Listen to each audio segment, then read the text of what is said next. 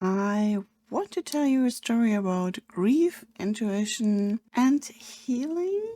Question mark. If you've seen my video Unlock Shadow Work with Tarot, My Process Explained, you know I use tarot as a tool for navigating the most often uncomfortable terrain of my inner world. And this is a story how I actually do this. At the end of March, I said goodbye to my dog Merlin, my little shadow and everyday companion for 14 years. His presence shaped my days, and his absence has left a very quiet echo in my life.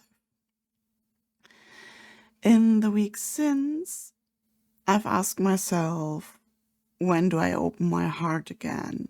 How do I know I'm ready for another dog? Not as a replacement, but as a new chapter.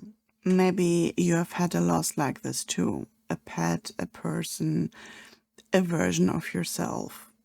You know how strange it is to both feel ready and not ready at the same time? And unexpectedly, I was faced with a choice. I came across a dog, a Chow Chow, in need of a home. And it brought up all the questions I thought I had a little bit more time to avoid. Before I go further, if you're someone who's using tarot for healing, shadow work, or navigating life choices, and also enjoys Reiki and ASMR, I would love for you to subscribe to my channel. I share my own spiritual process, the beauty, the mess, and everything in between. If that sounds like your space, please hit the subscribe button. Now back to the Chow Chow. I wasn't 100% sure what I was looking for or if I was looking in the first place. My history with dogs has always been smaller breeds. I grew up with a Dachshund mix, a Poodle mix, Bolonka Svetnas, Pekingese. The biggest dog I had was a Tibetan Terrier, who are not terriers, by the way. And Merlin, my soul dog, was a Bolonka. I'm used to dogs that want to be around you, in your lap, close to your energy, involved in your emotional world as well. That is the kind of softness that I've always known and valued in dogs. Sure, they all had different energy levels. One was a little bit more couch potato, the other one was a little bit more energetic. Like the Dachshund Poodle mix was a bundle of energy. I loved her to pieces. But my partner has a background with larger breeds, mostly German Shepherds. So we're actually talking big dogs. So when we were talking about a future dog, his comfort levels mattered too, right? I was trying to convince him of a Tibetan Terrier, something medium, small to medium sized, familiar energy for me. But we saw an ad for a 4-year-old Chow Chow. She had already had 4 homes in 4 years. That alone stopped me in my tracks in 2 ways. I thought maybe I'm the one who stays, but also, was it just bad luck or is there an underlying issue? I don't know. I reached out to the current owner. We talked for like 20-30 minutes and then we made a meeting. And she was reserved first. We got treats with us to test how she is reacting when there's something unfamiliar, because she has never met us, right? So we offered very small treats. We held the bag of treats in one hand and the other one was giving something. So we're testing also if there was any resource guarding already. But she was well behaved in that regard. So we were both offering treats back and forth, and that went very well. And the softness of her mouth was incredible. Like, I never really understood what people said, like, oh, such a soft mouse, no, when they talk about like retrievers or something. But like, this was so cute. She let me pet her and she rubbed her head against my hand, and it was all super sweet and loving. There was a very sweet moment of connection. When I was petting her and just rubbing her ears, some chin scratches, and then she actually licked my hand. The current owners said it took them almost 3 months to get any of those. That was tugging on my heartstrings.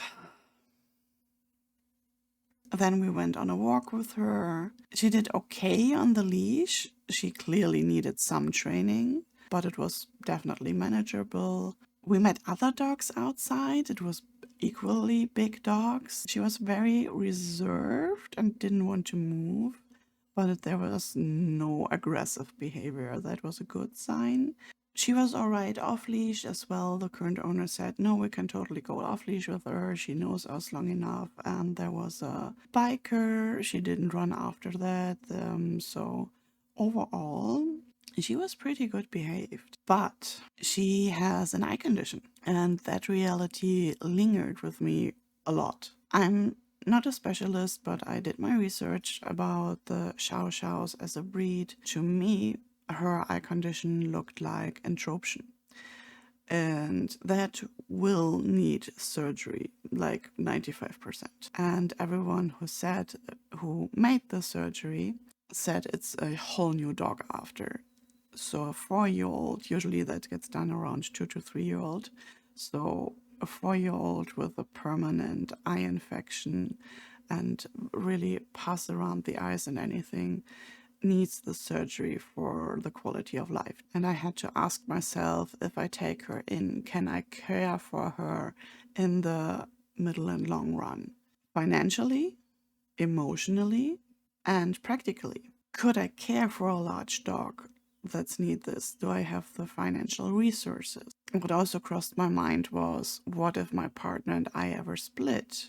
Because that's what happened with Merlin. Like, I got Merlin in my last partnership and we split. How would that go with this dog? Then I did what I tend to do. I got out my tarot deck, and because I was leaning towards not getting her, I asked, is it right to pass this adoption? I pulled a Two of Wands and a Two of Swords. The Two of Wands is that liminal space between desire and decision. It's about seeing possibilities, and this card reflected where I was emotionally, holding a vision what life could look like with her. Excitement, hope, and a bit of yearning for something new, if that makes sense. But this card is just planning, consideration, pauses. This card doesn't move yet, even though wands are usually moving, right? And that is exactly where I was. I was planning, I was pausing, I was looking at the facts and realities. And then the Two of Swords came into this romantic visioning. I envisioned things really practical, like how would I take her on vacations, how would we go on the train, all those. The Two of Swords is a quiet storm. It shows up when we're protecting ourselves from feeling the truth. It's not that we don't know, it's that we don't want to know. It's the card of a suspended choice where logic and emotions are at war. And that was pretty much where I was. I was sitting in the discomfort of two opposing truths. I wanted to help her, I wanted a new dog, and I knew I might not be able to, and also to some degree willing. So these two cards captured a picture of my inner landscape. I wasn't indifferent or uncommitted. I was paralyzed by a little bit of a savior complex, by care. So the fear of making the wrong kind of yes was lingering, and by the awareness that sometimes a love alone isn't enough. But because I needed a bit more input, I pulled another card and I got the Three of Pentacles. This card is speaking of collaboration and building something meaningful with others. The Three of Pentacles is basically the architecture of sustainable relationships built on communication, shared effort, long-term vision. In regards of my question, this shifted the question to the emotional bond. I felt wasn't the question that worked, but the foundation was the question. Did I have the structure in my life to support her in a real and stable way? Could I be the person that gives her consistency after so many rehomes? And would my current life, including finances, time, and physical space, allow us to thrive together? The Three of Pentacles was a reminder love requires scaffolding. Intentions are sacred, but without structure, they can collapse under pressure. This wasn't just about how I felt, it was about what I could hold. These cards slowed me down. They helped me pause long enough to ask what is true for me, not what's expected or ideal, but like the reality of my situation and truth. Because I'm me and a little bit relentless when I spiral, I pulled one more card the next morning about this topic when I hook up. My deck was kind of loud.